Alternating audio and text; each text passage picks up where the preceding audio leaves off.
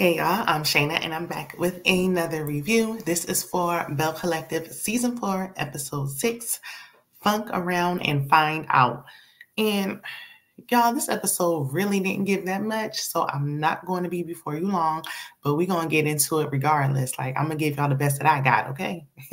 Now, y'all, I'm only 4 subscribers away from my end of year goal of 4,000 subscribers. So if you haven't already, please do your girl a solid and hit that subscribe button so it can help me reach my goal. It's free and it's the holiday season, so why not, help a sister out. Trust me, it's appreciated. Okay, so we pick up where we left off with Lateshia and Glen arguing about who knows what. Only they really know at this point. I don't even know what's going on. They just arguing. So all the extras in the background just looking around, looking directly in the camera, like y'all supposed to be acting like y'all doing something, like not y'all looking right up in the camera. The place looked closed. The chairs was on top of tables, like wrap it up. Wrap this scene up, okay? So they take it outside. She's blaming Cliff and mentioning that she's not submissive like Latrice. Are you sure? Because when we first met y'all season 1, Latrice was a businesswoman and she still has her business. And you are a housewife. And now you're not Okay. Mm-hmm. So Lateshia, her sequence, and Glenn start arguing in the parking lot. She banging on the car. The acting is given like Tubi original, okay? That's the aesthetic it's giving me. It's giving Tubi movie. And I need them to wrap it on up. So in the next scene, Willie and JJ are playing golf, and they decide to have a 70s barbecue party. It's a 70s theme. They're going to have a rib off or whatever. They decide to leave Uncle Clifford, as JJ liked to call him, out of the equation because they ain't feeling him. Well, JJ was like, I don't want him there because he slept with my ex-wife and I can't get over it. And Willie was like, well, if you don't like him, neither do I. So they decide they're gonna barbecue, and Willie like, you can't barbecue and you can't work the grill better than me. Willie, I'm from the East Coast, and even I know the cooking is better down south. Okay, moving on. Tambra is having a women's empowerment event. She goes to Goddess Limbs to purchase hair. She supports the business, and she also says she did voiceovers for the commercials, so they supporting each other. While she's there, she's letting Latrice know that she's being honored at the event. Latrice is going to have another speaking engagement, and she needs a different coach.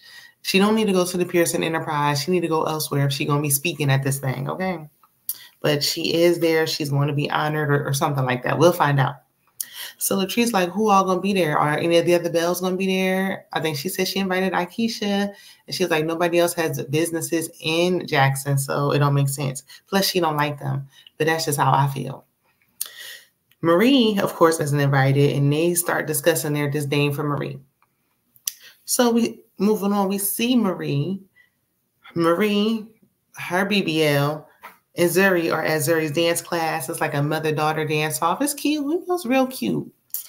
Miss Lula, Marie's mother, arrives, and Marie is happily surprised. And I'm like, she's mic'd up, and she knew where y'all was at. You had to know she was coming, but I guess she didn't know she was coming or not. It was like up in the air. So she came, and Marie's happy, but she's still feeling away because she sold that mink coat for $30. So she still got a little chip on her shoulder. Plus, she reminiscing, and she like, every time I was dancing back in my day, my dad was always there while all the moms were here. So, it's really hurts my feelings that you weren't there for me, but that's why she tries to be there for her daughter. It's nice that Miss Lula is there for her granddaughter, and she like, everybody make mistakes.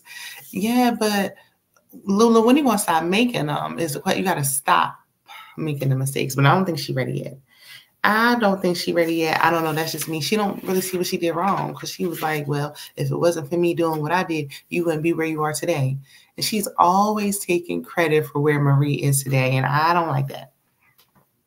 So we see Lateshia and Glen. They having a date night to have a conversation at a bowling alley where it's loud out of all places. Even Lateshia was like, why are we at this loud bowling alley? And Glen gonna say, because you loud.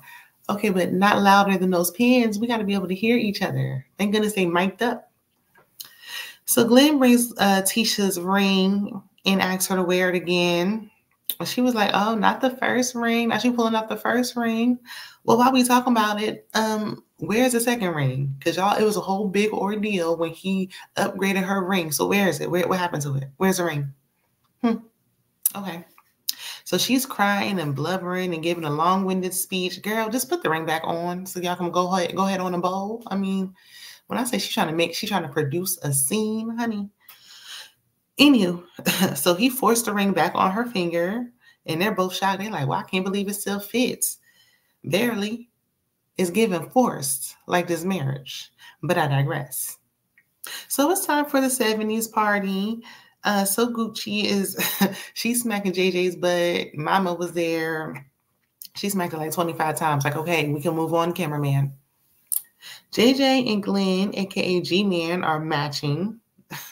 I don't know. Lateshia said her and Gucci did not plan this, but it's just ironic that he have on the exact same outfit. Willie walking in looking like Rick James. Lateshia and Akeisha are having a sidebar about the group text. Akeisha like, I don't know who to believe. Tambra said she didn't do it. Lateshia said she don't do it. I don't know who to believe. And I don't care no more. And at this point, I mean, I don't care no more either. She's over it, and so am I. I've been over it, actually. I mean, if we want to be clear, I've been over it last season. But let this be the last season we talk about the sex. So Maria arrives, and they're like, I mean, she had on bell bottoms. She wasn't really like, she didn't go all out for the 70s themes. Like, she was like bell bottoms, like 70s at the bottom, 80s at the top with the chains, and then 90s, you know, with the pixie cut with the relaxer. But okay, I mean, at least she had the bell bottoms on, I guess, girl. So Akeisha and Lateshia asked Marie if she's going to apologize to Tambra, and she was like, apologize for what? Is who going to do what? Girl, you, for meeting up with that man. You met up with the man. We never even seen him or heard what he had to say, so it was just a waste of time and wrong. Marie shut that apology down, though. She was like, no, absolutely not. So Tambra arrives, and Keisha and Tisha try to force Tambra and Marie to talk. And Tambra was like, I don't got nothing to say to Marie.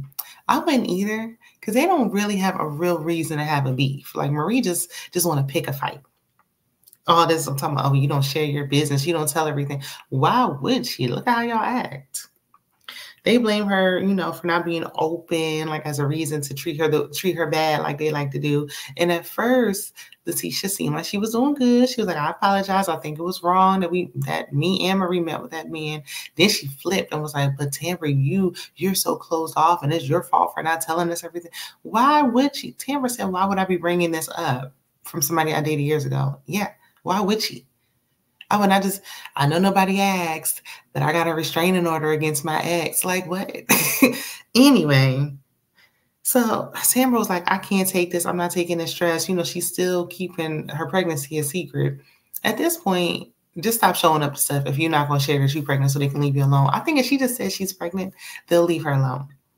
But Tambra actually didn't do anything wrong and all this. Well, you don't defend yourself. Even Akeisha was like, well, Tambra not about that life. And Marie, like, she don't need to act like she about that life. Y'all too old to be talking about who about that life. I'm just saying. But we left off with a to be continued. Y'all let me know what y'all think about this episode down in the comments. Check out my other content. Don't forget to hit that subscribe, and I will see you in the next one. Bye.